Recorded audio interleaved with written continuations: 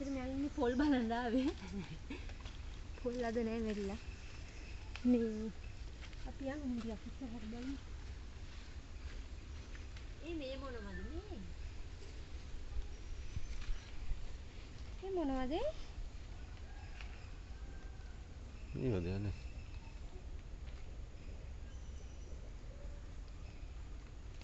වැස්සට මී වදයක් තිබිලා මේ වැටිලා මේ බලන්න. මම හිතුවේ කටික් කියලා. අම්මේ මේ තව තියෙනවනේ. බලන්නකෝ ඒකේ ලස්සන. ඉතින් මේ පැණි තිබිලා දැන් නැහැ මේකේ නේද?